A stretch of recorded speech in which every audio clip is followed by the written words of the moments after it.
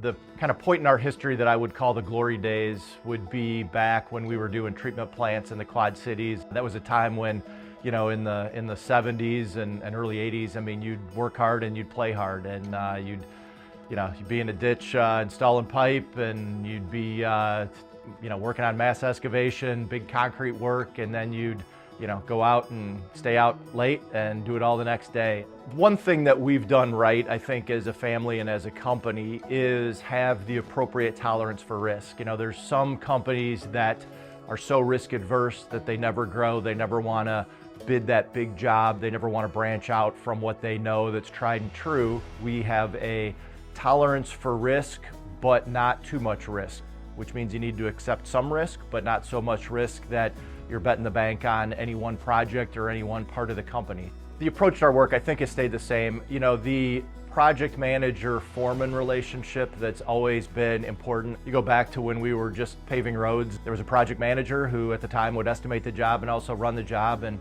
talk to the customer, and then they'd have a foreman on the project that would run the crew. That hasn't changed in 80 years. We still have that important relationship.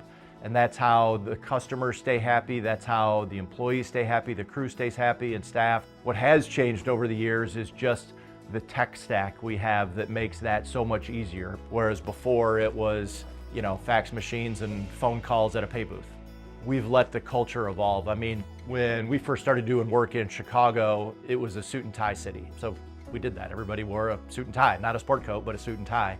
And we were one of the first then to say, okay, the world's evolving, no ties. What hasn't evolved and what stayed the same, because it can't evolve, it doesn't need to change, is the fact that we do what we say. And the people that do well for us don't have hidden agendas and don't like other people that have hidden agendas. And the people that do well for us like the fact that we can live up to our commitment. So the thing about myself and the whole Helm family is throughout the 80 years, we've always felt like we're just along for the ride. We've hired so many great employees along the years, and if we have one superpower, it's the ability to hire well. I think the moment when it clicks with a new employee, like somebody has been here for 2, 3, 4 years, and you give him that first big job to run. We tell somebody, hey, you're ready, and you might not think you're ready, but I've been watching and it's time. And that's when it clicks in the person's head that okay, I've been seen, but also, uh-oh, now I gotta run this thing, is really a cool moment that I enjoy doing, watching, and being a part of. That's one of my favorite parts of the job. We're still family owned, we wanna be family owned, we wanna continue to be family owned, and that to me is something that's exciting as we go forward, because family-owned construction companies are the best way to manage risk and have a healthy long-term outlook rather than the next quarterly earning report or the next 5 to 7 years when you have to flip a private equity company.